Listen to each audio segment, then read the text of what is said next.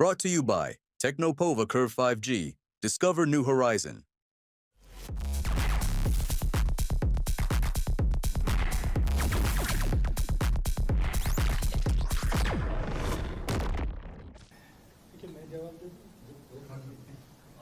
देखिए, उम्मेद सागर का अतिक्रमण निश्चित रूप से जोधपुर के लिए चिंता का विषय है। उम्मेद सागर बांध, जिसको जोधपुर के पेयजल के सुदृढ़ीकरण के लिए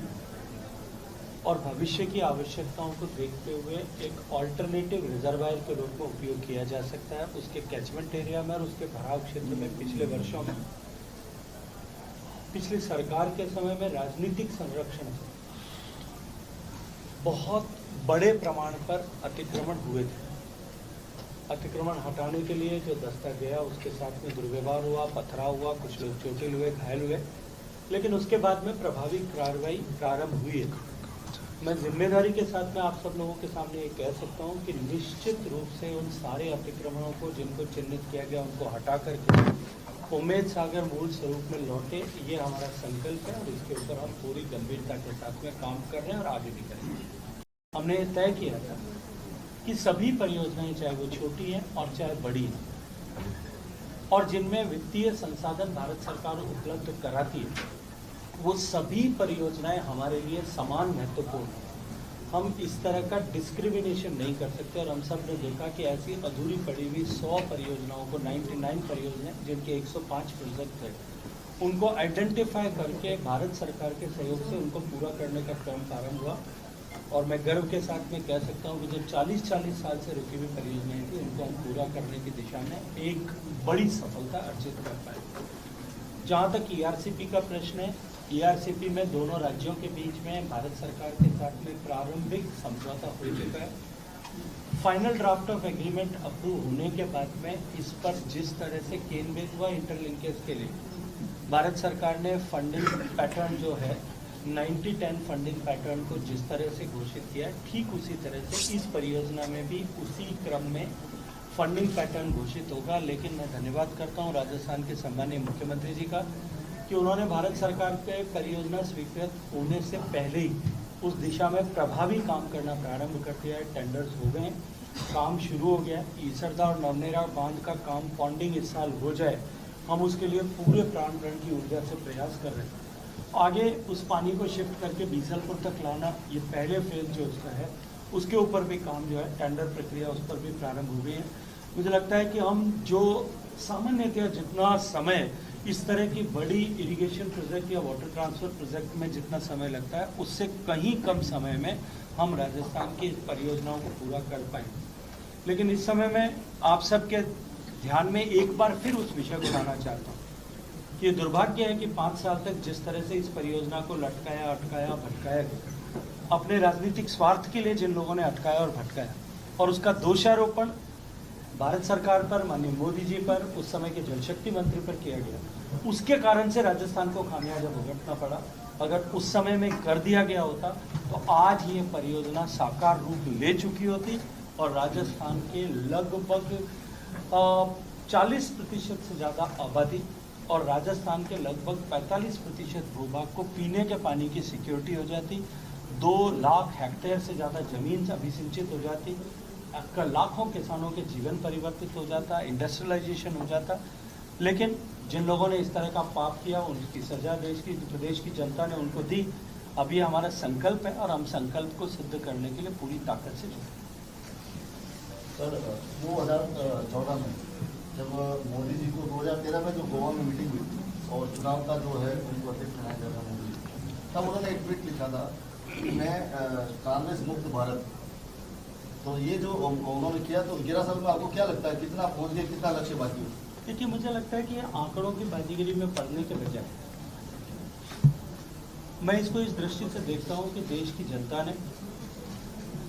2014 में एक ऐतिहासिक फैसला करते हुए 30 साल बाद पहली बार किसी एक गैर कांग्रेसी दल को पूरे बहुमत की सरकार बनाने का अवसर दिया था। आज़ादी के बाद बेशक पहली बार इस तरह का अवसर मिला था और 30 साल बाद किसी भी दल को ऐसा अवसर मिला था, जब देश में सामान्य रूप से कोई कल्पना नहीं करता था कि देश में अब कोएलिशन गवर्नमेंट के अलावा कोई गवर्नमेंट देश में बन सकती है। लेकिन और दुनिया के बहुत सारे देशों में इस तरह की व्यवस्थाएं हम सब देख रहे हैं, लेकिन देश की जनता ने एक सकारात्मक फैसला किया, हमको अवसर प्रदान किया। 2014 में प्रधानमंत्री बनने के समय में जब संसदीय दल का नेता चुना गया था माननीय नरेंद्र मोदी जी को, शपथ लेने से पहले उन्होंने अपने इरादे व्यक्त किए थे और उन्होंने एक संकल्प देश के सामने रखा था कि मेरी सरकार गांव, गरीब, किसान, पीड़ित, शोषित, वंचित, दलित इन सबके जीवन में परिवर्तन लाने के लिए काम करेगी। मेरी सरकार देश हित में फैसले लेकर के भारत का सम्मान देश विदेश में बढ़ाने के लिए काम करेगी और इसके लिए जो कोई भी निर्णय करने की आवश्यकता है, हम ऐसे सारे फैसलों को लेते हुए देश को जिस मुकाम पर पहुंचने का अधिकारी भारत है उस मुकाम तक पहुंचाने के लिए काम करें। आज 11 साल बाद में हम पीछे घूम करके देखें, देश में गरीबों के जीवन में परिवर्तन आया, इसको सभी लोग स्वीकार करते हैं। दुनिया के सारे जो है इस तरह के एनालिसिस करने वाले जो विशेषज्ञ हैं, जैसी संस्थाएं हैं, वो सब मानती है कि भारत में गरीबी जो है की रेखा से 30 करोड़ लोग बाहर निकल पाए। लगभग भारत में गरीबी की क्रिटिकल गरीबी की रेखा में जो कभी 30% आंकड़ा होता था, आज 5.9% लोग केवल उस पर रहे। भारत ने एक लंबा ट्रांसफॉर्मेशन इस कालखंड में देखा और एक सशक्त देश के रूप में, एक समर्थ देश के रूप में अपनी पहचान बनाई। आतंकवाद के विरुद्ध जीरो टॉलरेंस की नीति, हम सब ने देखा कि भारत अब सामर्थ्य के साथ में जवाब देने वाला देश बना है और ऑपरेशन सिंदूर के बाद में भारत की सामर्थ्य शक्ति को पूरे विश्व भर ने देखा है। इसी क्रम में भारत ने आर्थिक दृष्टिकोण से जिस तरह से प्रगति की, कड़े और बड़े फैसले लेकर, डिमोनेटाइजेशन के बाद में, जीएसटी के बाद में, और जिस तरह के इकोनॉमिक रिफॉर्म्स किए गए, उन रिफॉर्म्स के चलते हुए जो डिजिटाइजेशन किया गया, जिस तरह से जेम पोर्टल इंट्रोड्यूस किया गया और ट्रांसपेरेंसी के साथ में देश के संसाधनों को हमने जो है आगे बढ़ाया, इसके चलते हुए आज भारत दुनिया की चौथी बड़ी इकोनॉमिक पावर बना। जो भारत 2014 में फ्रजाइल 5 इकोनॉमीज में आता था, ब्राज़ील के साथ में, साउथ अफ्रीका के साथ में रखा जाता था, वो भारत आज जो है रोबस्ट 5 इकोनॉमीज में चौथे पायदान पर खड़ा है। निश्चित रूप से देश के 140 करोड़ लोगों के लिए गर्व का विषय है। देश में सामान्य मानवी के जीवन में परिवर्तन लाने के लिए जो योजनाएं बनी, उनका प्रभाव हम सबके सामने है, लेकिन उसके साथ साथ में ईज ऑफ लिविंग लाने की सैकड़ों ऐसे कानून जो अंग्रेजों के समय बनाए गए थे, जो अनावश्यक थे, छोटे छोटे जो है गलतियों के लिए, त्रुटियों के लिए, कमियों के लिए, खामियों के लिए जहाँ सजाओं का प्रावधान था, ऐसे सैकड़ों कानूनों को समाप्त किया गया। देश में भारत के लिए नई दंड संहिता और न्याय संहिता बनाई गई है। इस तरह से भारत को भारत के दृष्टिकोण से विकसित करने के लिए, आने वाले समय के भारत के लिए, विकसित भारत के लिए इंफ्रास्ट्रक्चर पर जिस तरह से भारत ने निवेश किया वो पूरी दुनिया में सर्वाधिक था और पिछले 4 साल से लगातार 10 लाख करोड़ रुपए से ज़्यादा का निवेश भारत ने किया। इसी क्रम में भारत की ह्यूमन रिसोर्स कैपिटल, क्योंकि किसी भी देश को विकसित देश बनाने के लिए केवल जो है इंफ्रास्ट्रक्चर से विकसित देश नहीं बन सकता। वो सुरक्षित हो, उसकी सीमाएं सुरक्षित रख, शांति और साथ साथ भी धीरे धीरे हम सबको देखने को मिला। जिस तरह से हमारे एकेडमिक इंस्टीट्यूशंस को एलिवेट किया, अपग्रेड किया, उसका प्रभाव भी हम सबको देखने को मिल रहा है। और ये संकल्प सिद्ध होकर के कि जो संकल्प 2014 में व्यक्त किया गया था, या ऐसा संकल्प जो भारतीय जनता पार्टी की स्थापना या जनसंघ की स्थापना के समय तय किया गया था कि हम अंतिम पायदान में खड़े हुए विकास की पंक्ति में व्यक्ति के जीवन में परिवर्तन लाने के लिए काम करेंगे, भारत का सम्मान पूरे विश्व भर में बढ़ाने के लिए काम करेंगे। आज इस 11 साल के कालखंड में वो सारे संकल्प सिद्ध होते हुए दिखते हैं। भारतीय जनता पार्टी की स्थापना के समय से हम बात करते थे, सौगंध राम की खाते हम मंदिर वहीं बनाएंगे, आज मंदिर बनाए। हम जनसंघ के समय से कहते थे कि 370 को हटाएंगे, 35 को हटाएंगे, आज हम उसको हटाने में कामयाब हुए। और कुल मिलाकर के देश, अगर मुझे एक पंक्ति में कहने के लिए कहा जाए तो मैं कहूंगा कि देश को,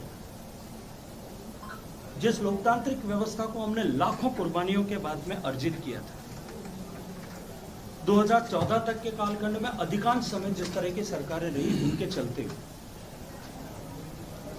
जिस तरह का भ्रष्टाचार भारत में था, जिस तरह से आतंकवाद की लपटें भारत में दिखाई देती थी, जिस तरह से नक्सलवाद भारत में बढ़ रहा था, जिस तरह का नेपोटिज्म भारत में था, भाई भतीजावाद भारत में था, जिस तरह से संसाधन लुटाए जा रहे थे, उन सब के चलते हुए सामान्य मानवीय का विश्वास लोकतांत्रिक व्यवस्था पर डगमगाने लगा था। इस 11 साल में इस संकल्प से सिद्धि की यात्रा में देश के 140 करोड़ लोगों का विश्वास न केवल लोकतांत्रिक व्यवस्था में पुनः स्थापित हुआ है, अपितु भारत विकसित हो सकता है। इस भरोसे के साथ में 140 करोड़ लोगों की ताकत के साथ हम नरेंद्र मोदी जी के नेतृत्व में आगे बढ़ रहे हैं और पूरा विश्व इस बात को स्वीकार कर रहा है कि आने वाली सदी भारत की होगी और भारत विकसित, समर्थ, शक्तिशाली, संपन्न और समृद्ध देश बनेगा। आप चलेंगे अब मंत्री जी, जिस तरीके से आपकी मेहनत रंग लाई है एलिवेटेड रोड के लिए, किस तरीके से लोगों लगाव रहेगा, कैसे रहेगी? देखिए, मैं बधाई देना चाहता हूँ, जोधपुर के सारे लोगों को बधाई देना चाहता हूँ। ऐसे सारे लोगों के मुंह पर आज निश्चित रूप से ताला लगा होगा जिन्होंने इस तरह के प्रश्न चिन्ह खड़े किए थे। आप लोगों की चिंता के लिए भी मैं आप सब लोगों ने जिस तरह से इस विषय को लेकर के चिंता की, मेरा जिस तरह से सहयोग किया, उसके लिए भी मैं आप सबका अभिनंदन करते हुए मैं जोधपुर के लोगों को बधाई देना चाहता हूँ। नई तकनीकी के साथ में, जिसमें स्पैन बिटवीन 2 पिलर्स जो है वो लगभग सामान्यतः जितना होता है उससे दुगना से ज़्यादा होगा,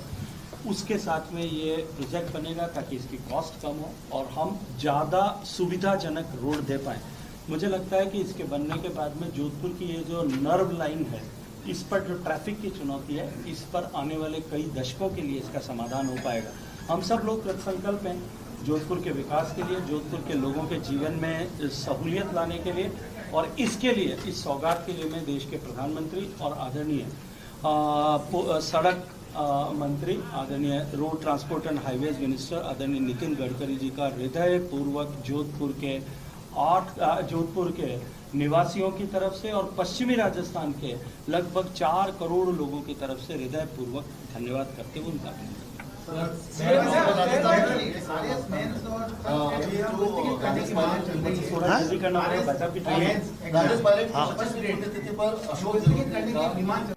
एक मिनट, एक करेंगे तो एक इधर पूछ रहे हैं, एक इधर पूछ रहे हैं ना। अशोक गहलोत ने ये कहा कि मैं और जो पायलट है हमेशा एक थे, साथ थे और हम दोनों बहुत मोहब्बत। चलिए, ये मोहब्बत बनी है और ये मोहब्बत जो है ये रूप से आपको एक ही पार्टी के दो लिया जा रहा है सर। एक मिनट, एक ही पार्टी के 2 नेताओं के बीच में, एक पार्टी का फॉर्मर प्रेसिडेंट और स्टेट का डेप्यूटी चीफ मिनिस्टर और एक फॉर्मर चीफ मिनिस्टर, उन दोनों को यदि शब्दों से ये एहसास कराना पड़े कि हमारे बीच में मोहब्बत है, ये ठीक वैसा ही है कि एक पति अपनी पत्नी को कहे कि हम दोनों के बीच में मोहब्बत है। Brought to you by Technopova Curve 5G. Discover new horizon.